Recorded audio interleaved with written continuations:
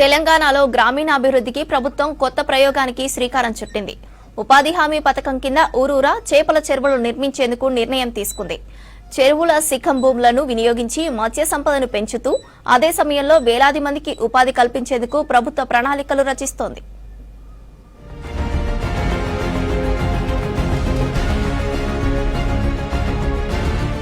తెలంగాణలో జాతీయ ఉపాధి హామీ పథకం కింద ఊరూరా ఫిష్ పాండ్స్ నిర్మించాలని ప్రభుత్వం నిర్ణయించింది. చెరువుల పక్కనే నిర్మాణాలను చేపట్టాలని ఆదేశించింది. పంచాయతీరాజ్ గ్రామీణాభివృద్ధి శాఖ కార్యాచరణ చేపట్టింది. చెరువులు, వాటి శిఖం భూముల పరిరక్షణతో పాటు మత్స్యకారులకు ఆదాయాన్ని అందించాలని ప్రభుత్వం ఈ కార్యక్రమాన్ని మొదలుపెట్టింది.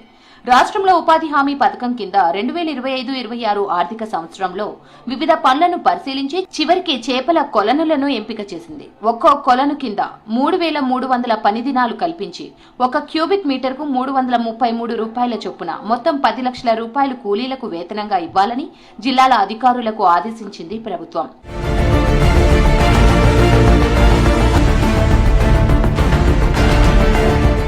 చెరువులు, కుంటల శిఖాల్లోని అనువైన భూములను ఉపాధి హామీ అధికారులు గుర్తిస్తారని తెలిపారు ఫిషరీస్ అడిషనల్ డైరెక్టర్ శ్రీనివాస్. నీటిపారుదల, రెవెన్యూ, మత్స్యశాఖల అధికారుల అనుమతి తీసుకుంటారన్నారు. ఈ ప్రతిపాదనను జిల్లా కలెక్టర్ కు పంపి అక్కడ ఆమోదం లభించాక పనులను చేపడతారని తెలిపారు. ఒక్కో కొలన్ను 14 మీటర్ల పొడవు, 24 మీటర్ల వెడల్పు, 2 మీటర్ల లోతుతో నిర్మిస్తారు. రాష్ట్రంలో 4,647 పెద్ద చెరువులు, 19,465 చిన్న చెరువులు, కుంటలు ఉన్నాయి. వీటిలో మత్స్యశాఖ చేపలను పెంచుతోంది.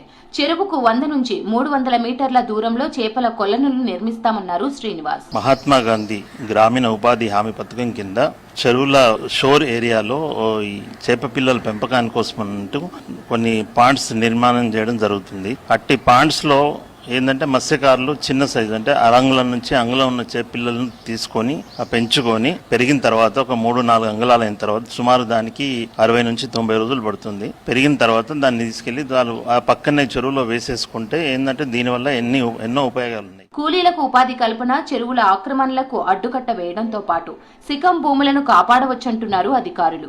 మరోవైపు రాష్ట్రంలో మత్స్య సంపద భారీగా పెరుగుతుందని అధికారులు అంచనా వేస్తున్నారు. ఏటా 100 కోట్ల చేప పిల్లలను ప్రభుత్వం ఉచితంగా పంపిణీ చేస్తోంది.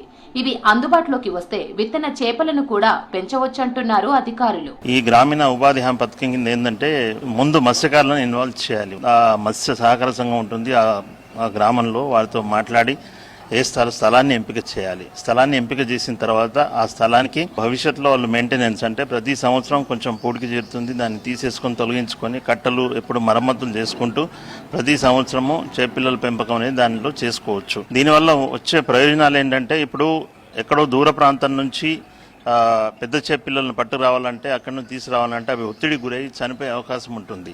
మరి ఇంకోటి ఏంటంటే కాస్ట్ వచ్చేసి కూడా 3-4 అంగుళాల చేపపిల్ల ఖరీదు వచ్చేసి ₹1-2 ఉంటుంది మార్కెట్లో. అదే ఒకవేళ ఇక ఈ విధంగా తవ్విన చెరువుల్లో గిట్ట మత్స్యకారులు పెంచుకుంటే గిట్ట వీళ్ళకి ఏంటంటే 50-60 పైసలకు మించి పడదు.